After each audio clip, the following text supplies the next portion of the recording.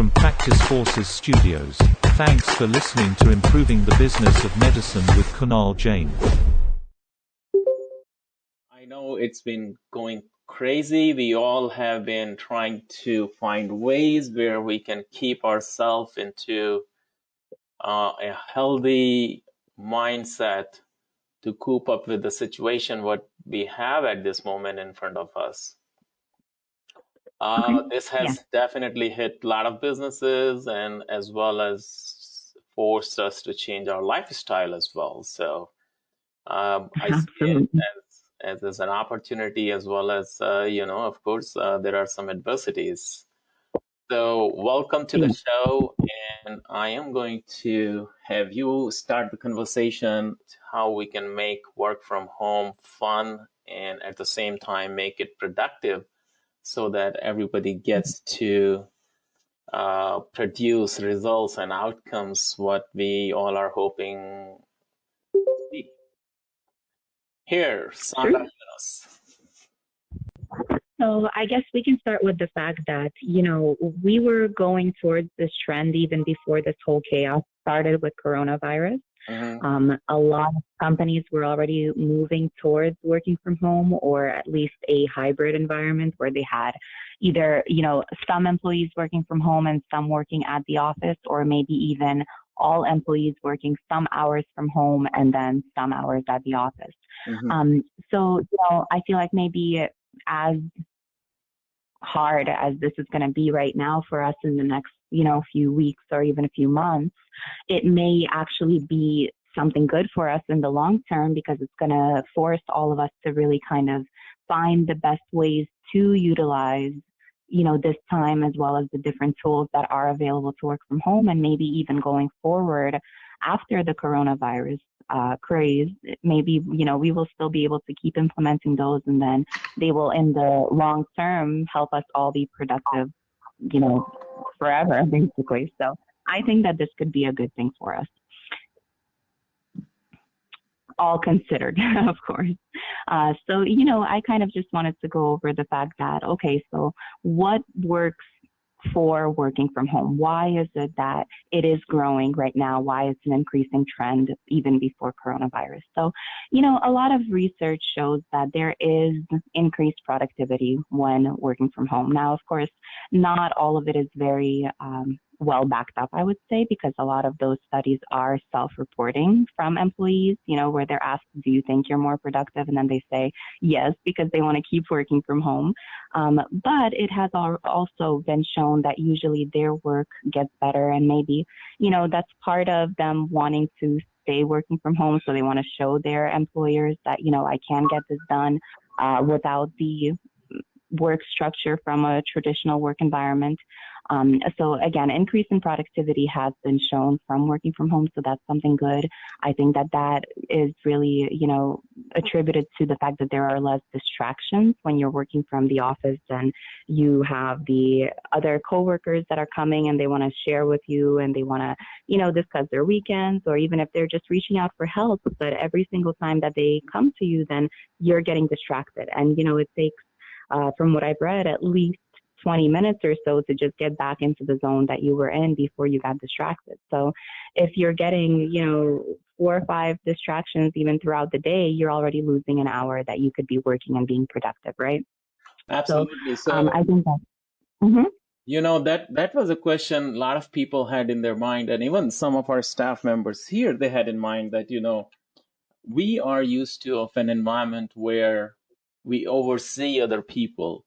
We stand on their heads, we see what they're doing on the screen, and then we try to navigate them, guide them, advise them as a supervisor. We show like little, that's like hand in touch and that kind of feeling where we ask them to check their work before they submit something or before they finish their data entry part or some kind of calling part. So the whole of this environment is going to go away.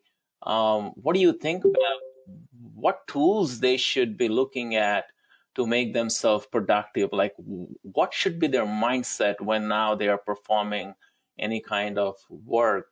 How would they make themselves kind of, like the self accountability. I've been talking to them a lot about like, the self accountability where nobody needs to check their work. If they are Right. doing something, it should go 100% with quality and accuracy. But that a Exactly. lot of backslash I see is a lot of these people, they say, hey, we don't know something, we need training. But it's very hard for them to come out and openly say that, hey, we need training. And that's Okay. the disconnect between the supervisors, team leaders, managers, and people who are working under them. So what advice do you have? How would they make themselves fully Mhm. accountable to the organization while working from home? Sure. So I think that there's definitely a shift when working from home as opposed to a traditional work environment where a manager can't really oversee everything or micromanage. Not that that's good, even in a general, work environment. But here, the shift is really towards not the amount of maybe hours that you show up to work, but Mhm. the outcome that you receive from the work that you're doing. And then it's not really, up to the manager to kind of judge, okay, well, he worked 2 hours today or he worked 10 hours today, because if the work got done, then it shouldn't really matter how many hours they worked, right? Right. Because the outcome is the same. The outcome that you are desiring is still being achieved. So Mhm. I think that employees, when working from home, should really take that into account and figure out, okay, well, I'm not just clocking in hours. I'm not just showing my face and showing that I'm here. I'm actually trying to accomplish results, Mhm. because otherwise this is not going to work. No employer is Right. going to keep an employee that they can't see, they don't know what they're doing, and they don't see results from them, right? Right. So here the employee needs to take that accountability and say, okay, well, how do I ensure that throughout my day, even without a manager supervising or the discipline that would normally be at a traditional work environment, how do I still make sure that I get those results? And there are tools. I feel like the tools definitely need to also be combined with the appropriate motivation Right. and the appropriate, desire to achieve those outcomes. So now, of course, when you are working, I always love working with a to-do list. Mhm. And, that can be as simple as just, of course, using a Word document, which I don't really recommend because you can lose those documents if you don't save them, or you're, basically just going to have too many of those documents and you can't really keep track, right? So Right. there are note taking tools such as, like, I use Evernote, or there's OneNote.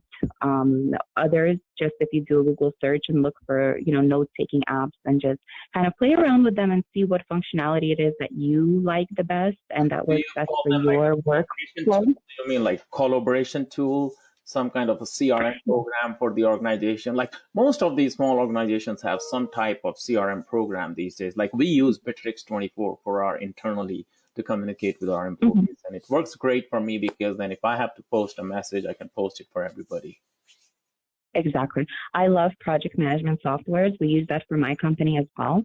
Mhm. I am currently using ClickUp. Mhm. I also have used Monday.com, which is another great tool. Mhm. Basecamp is very good. Trello is good. They all have different types of functionalities, but they're very good as far as first of all, keeping track of all the projects and tasks that need to be done, Mhm. assigning them to the different team members that are working, being able to communicate and kind of having that paper trail where you can still go back and see who was working, who commented. You can assign deadlines, like, okay, this task I want to be done by, let's say, Friday at 2 p.m., and these are the people that are assigned to it, right?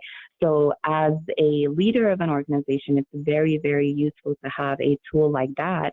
And as an employee, it's very useful to work in an environment where such a tool or tools are being used, because then you know exactly what you're responsible for, right? And there's no question about it. You know what's assigned to you, you know when it's due. And if you have any questions, you're able to, put a comment or ask that question to the person that assigned to you right then and there, and then it all works as that person or a supervisor employer, they would get a notification, and then they're able to collaborate with you that way, and it's all in one environment. And usually, you can upload screenshots, or you can do like some project management softwares, like for example, the one that I'm using, ClickUp. You can actually record little audio clips, and attach those to tasks. So if you want to just instruct with your voice as opposed to typing everything out, you can do that. So there are very, very cool tools with different functionalities that if the organization just takes some time to research which one would be the best for their type of workflow and their type of team, then they can definitely find something that fits them best. Yeah, and sometimes just because what you mentioned to me, I feel very comfortable while communicating to many people using some kind of technology here, because it's easier for me to communicate either one-to-one or even communicate in the group. But sometimes, people find that people are like, even like the staff, if you give them a group tool, they just find most of the time either irrelevant questions, or sometimes they have a confusion going on, and the entire direction of the meeting just goes in a different direction, and that becomes like painful, and people spending more time into understanding the communication for group rather than you have a face-to-face meeting. What do you think? Like, can this be like seen in a different perspective? Or because for me it works very well, because now I can see people, like 200 people right in front of my screen, rather than going face-to-face and work with them. Well, even before the virtual environment, it has actually been kind of shown in different productivity books that I have read that just said that meetings are actually a pretty big time waster, and they don't necessarily always get all of the goals accomplished that the person who's running the meeting is hoping for. So, they usually recommend to reduce meetings to as short as possible and as few meetings as possible, because most things that you want to communicate to your employees or team members in a meeting, you can usually communicate either in an email, or in the project management software. And then that is actually, I would say it saves time, because when you're doing a meeting, you're writing an agenda anyways, right? Because you know what you want to communicate to them. So why not put that in an email where they can read it and they can process it, at their own pace. And then if they have questions, they can reach out to you, and maybe they're not going to feel as, I don't want to say scared, or maybe just, apprehensive of asking that question in front of 200, of their coworkers, as in your example. So definitely, sometimes I feel it's when you are in front of people, and if you say something or criticize somebody in front of other people, it doesn't look good. So definitely you have a better advantage going virtually, because then you can interact with that person, on one-to-one basis without even having him, feel bad or being criticized in front of other people. So from a manager perspective, I see that's a great advantage. Yes. I think so. I think that meetings are good when they're one-to-one, when you're actually trying to establish a deeper connection with the person, or trying to reach a better understanding of a specific project or task. But really, when it gets to be, too many people on there, especially I feel with online meetings with too many people, first of all, you don't know who's having what kind of technology difficulties. Maybe you're already starting the meeting and discussing important points, but maybe some people are still trying to log in, or their computer froze, So I really feel like it's better to keep the amount of participants to a minimum, and definitely check in with all of them to make sure that they are, there, they are understanding, they hear everything. Sometimes you'll have a meeting, and then after, somebody will text you, hey, audio wasn't working, I wasn't able to hear anything, So that's why I really feel like have meetings when it's necessary, one-to-one, or maybe, 3 people at a time, 4 people at a time max, I would say, so that everyone still has a chance to speak. Everyone has a chance to express their opinion, to ask questions, and those questions can actually be answered in a more intimate environment, and you actually have the time to answer those questions. Because in a meeting with more, even let's say 10, 20 people, if everyone has questions, that meeting is going to run on, for hours, and no one really has the time to sit there through that. And not all questions are relevant. Maybe someone isn't understanding something that seems pretty simple to someone else, and then the other person feels like they could be more productive doing something else or working on another task as opposed to sitting there and listening to this question. You know what I mean? No, absolutely, absolutely. So this is actually fantastic ideas for some of us. I was thinking of, so when we were talking about the productivity and accountability of employees, the obvious question comes to our mind is whether that person is trained enough so that we can make Yes. that person accountable or not. And suddenly when something like this happened, like Corona thing, we were not prepared for converting our employees on premises to virtually or work from home completely. So I'm Yeah. guessing a lot of other businesses will have the similar kind of challenge coming. And how do you cope up with the training issue in this kind of scenario? What suggestions do you have we as a company or managers should adopt to train their people? So one thing that I have been using, and my company is a completely virtual environment in general. Everyone works from home. So this is something that I've been doing for a while now. And, again, it goes back to the project management software that you use. And it's really going to come down, I would say, to recording the training. Whether it's just the trainer kind of speaking directly and explaining the process, or whether it's a recording of a screen where you're actually going through the task that needs to be completed and you're recording it. I would say usually instead of doing like a 1 hour full training, actually break it down into 2, 3, or 5 minute videos that show specific tasks within the work, process. And then that way, right? And then you label that task. Different modules. That's what I'm saying. Okay. Exactly.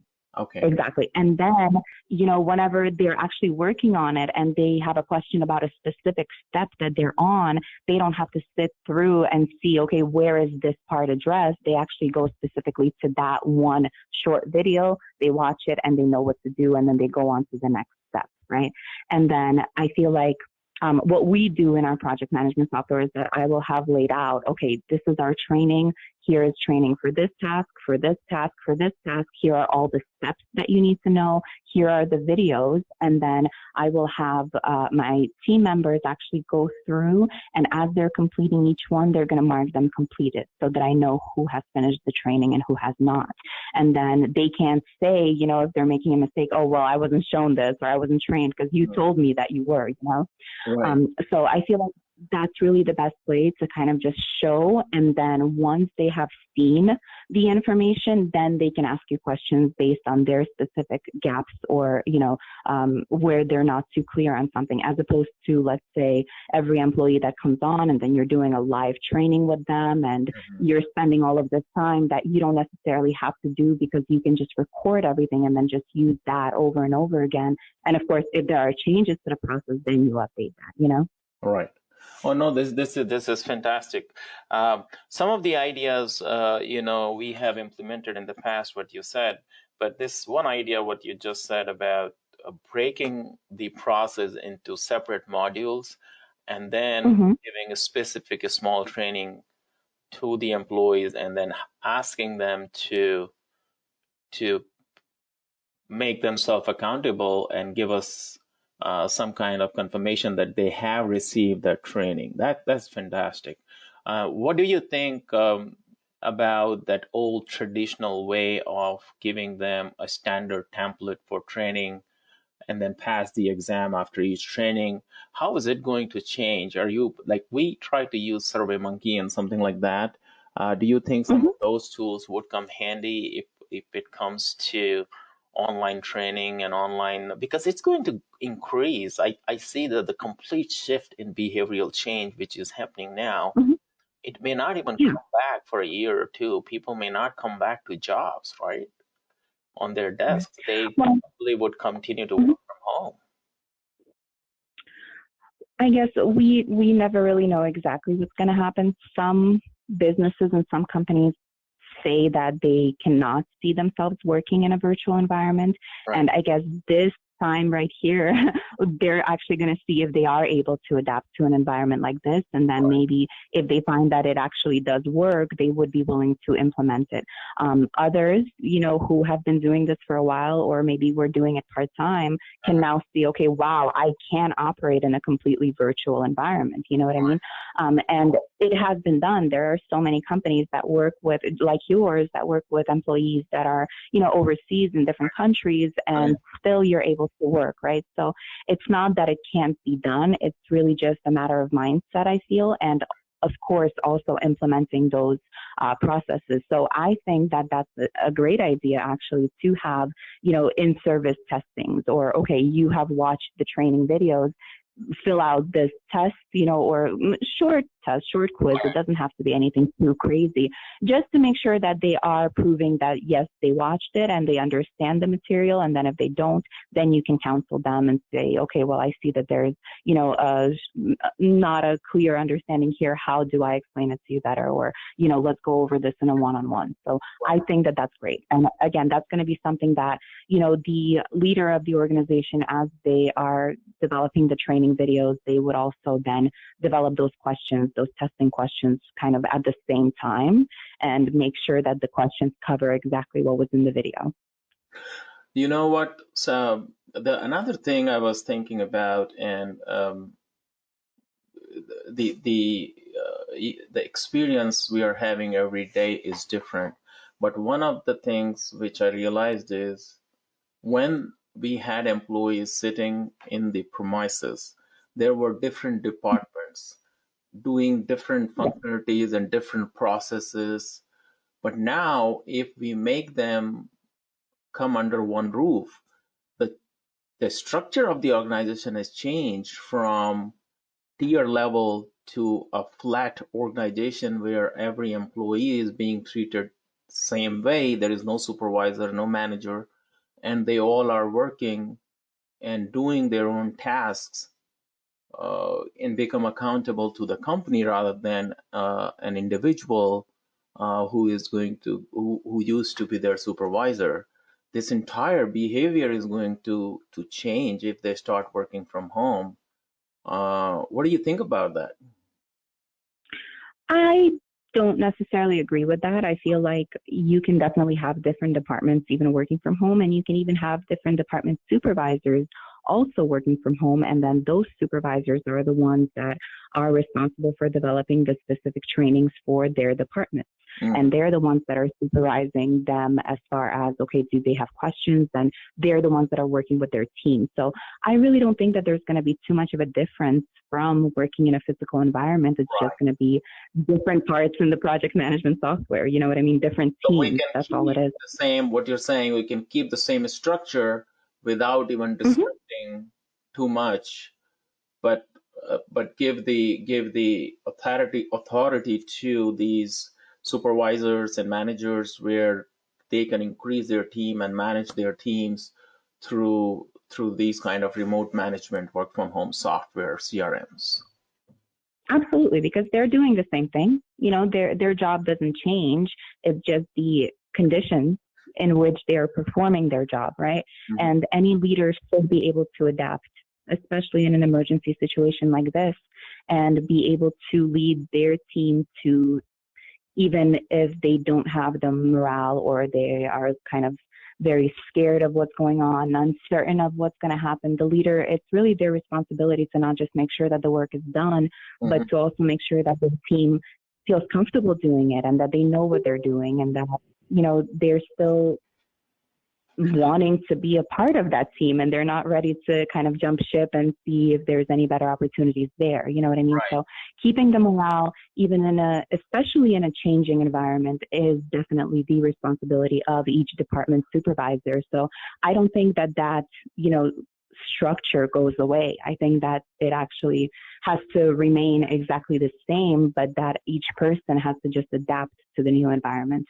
Yeah. You know what? This is so funny. I was going through the CNN blog other day, and when we were talking this morning, I was sitting in my pajamas, and he said, "You probably would not be able to do video because you are still sitting in pajamas." And Yeah, the whole I'm article, working in pajamas right now. there's a whole article on CNN where it says when you work from home, every day is a casual Friday. And Walmart is out of their tops because they are only selling tops and nobody is buying the bottoms because No one's wearing pants right now.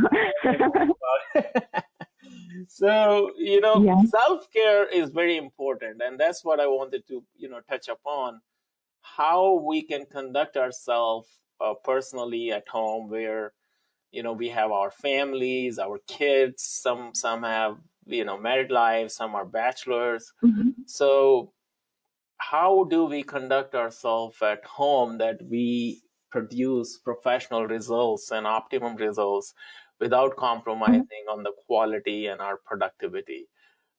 That's very important for me, because it's okay whatever you look, but for me the work should not be compromised.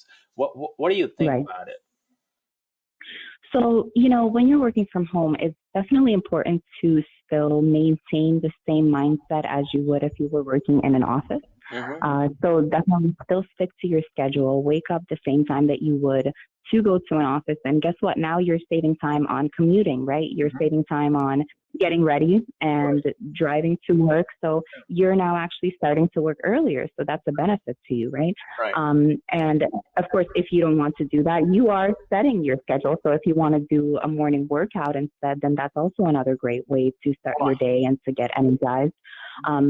But again, if you're going straight to work, a lot of studies shows that people are most productive in the morning. Hmm. So that would kind of be when you want to attack and do the hardest work that you have, the more time consuming projects. Yeah. And then you want to kind of keep your meetings for, after lunch, where you're kind of more ready to interact with people and, you've already done the hard work Right. in the morning when you're the most productive and you're the most The focused, morning time is and the then you best can time do. to do Mhm. your hardest work Exactly, task, exactly. which requires a And lot of then the research. Yeah. mhm.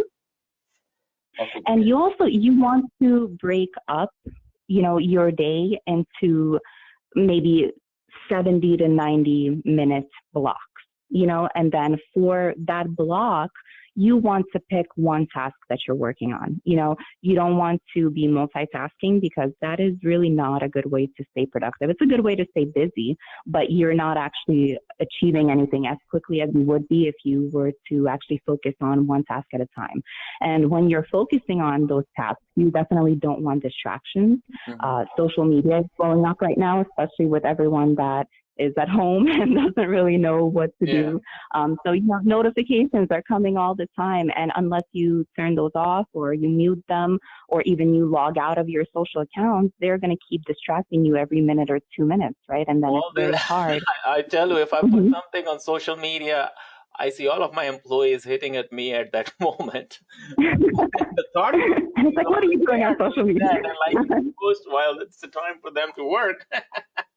Right. Well, So, I have one it's of the employees, important his name to. is Praveen. He's from India. He sent a message to me. What do you think? How we can be more productive during night shift? Because when we have a daytime here, it's a nighttime there, and some of them compromise their sleep. And when they are at Mhm. home, how would they manage their schedule and manage their productivity during the nighttime? What do you think about it? Sure. So that's a complicated question to answer, because working at nighttime has always been harder. Right. No matter if you've been doing it your whole life or your whole career, it's always been harder. In college, I bartended and I would work until 4 a.m. Mhm. and it's exhausting. And then you come home and you want to sleep and you don't want to wake up in the morning. Right. So, you find yourself waking up at 12 or 1 or 2, and then you kind of just, you're still exhausted, because that's not the natural rhythm that our bodies should be working in.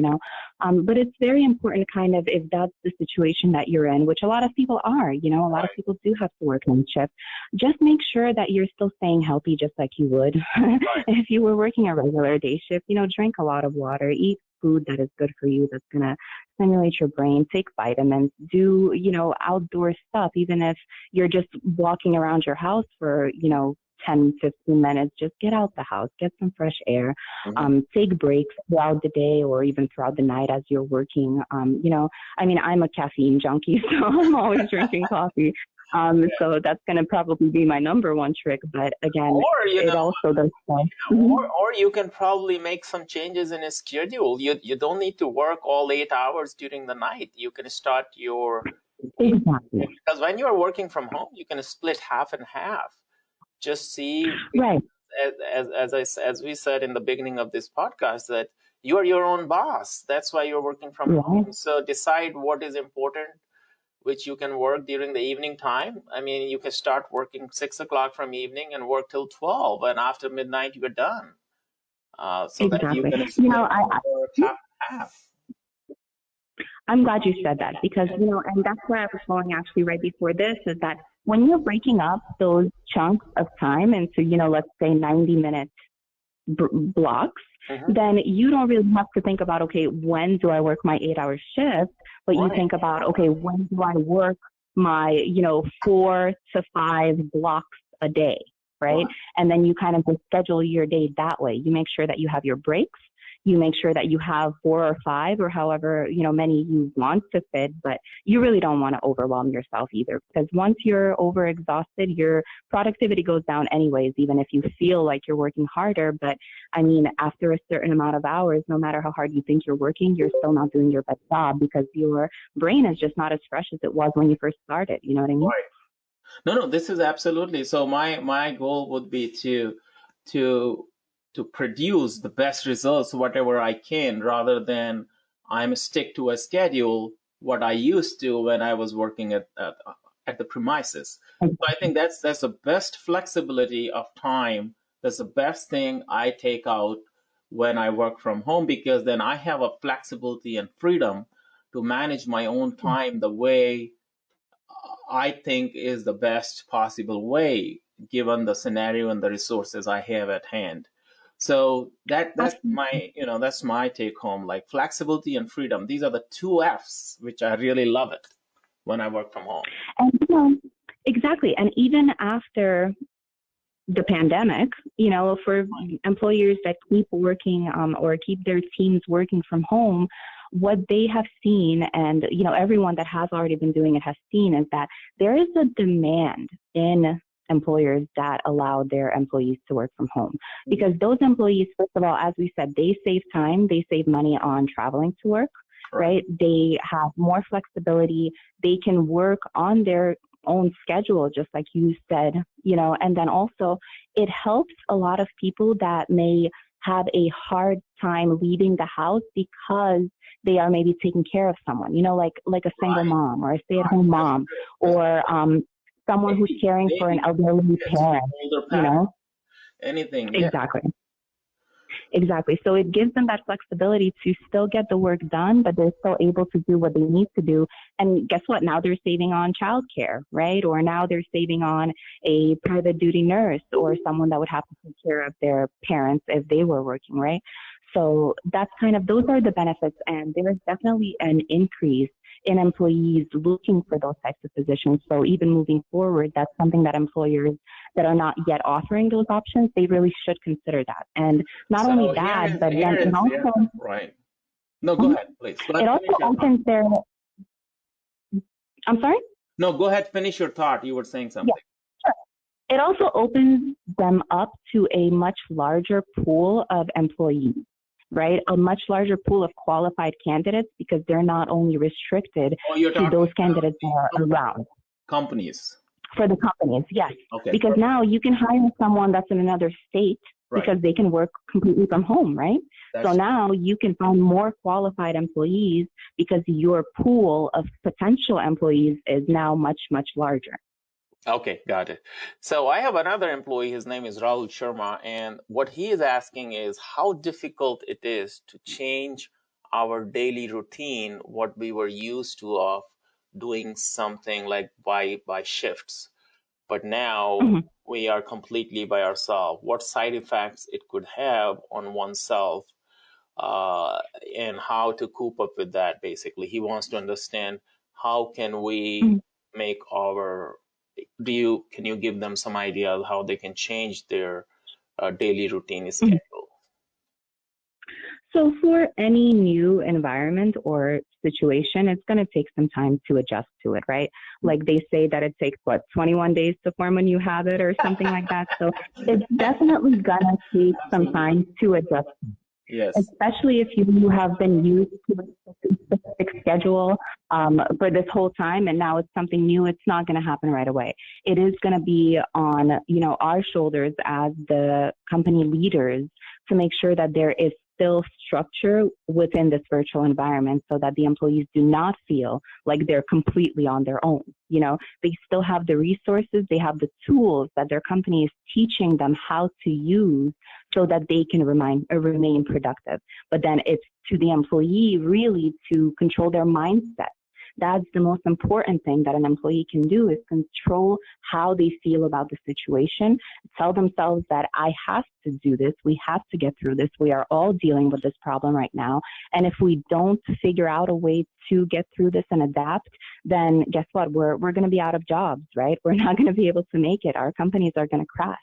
So it's just about having that mindset that, okay, I have to remain positive. I know that this is something I have to get through, and I will get through it. And whatever my team, my leadership is telling me, okay, these are the tools I have to use, or this is the training and the knowledge that I need to learn to succeed in this new environment, I'm going to do it, right? That's the number one thing that any employee right now who is struggling and who is kind of unsure of how they're going to take on this new environment, they just have to commit to having a positive mindset and to going with the flow right now. And it's up to the leaders to make sure that those employees are being led to the best practices of how to now adapt to this new environment and how they can actually use the tools that we are implementing. So it's up to us to train them to stay upbeat, to say that, okay, yes, we're dealing with this, we're going to get through this, and it's really just kind of a team effort. So I feel like right now we all just need to remain positive. It's hard. Even me, myself, I've found it very hard to remain motivated. My company is an event planning and marketing company. No one is doing events. We can't do events right now. That is true. But we can do also more virtual events. Exactly. And that's what we're more training.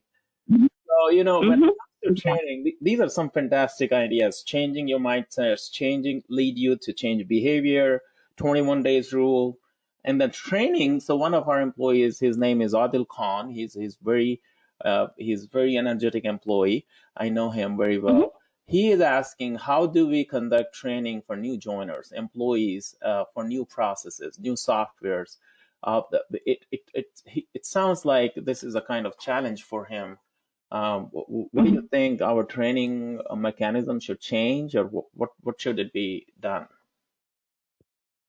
I would say that it would really just go back to the videos. If you're using a new software, then as you are using that as the trainer is using that software, how they would be walking a new employee through it in a real life setting, I guess, in a physical setting, they just have to kind of do that task while recording their screen. And they can also do audio, so they can actually say, okay, here is what I'm doing. I'm clicking on this. This is what it's going to do, right? And that's the way that you're really kind of teaching those processes virtually.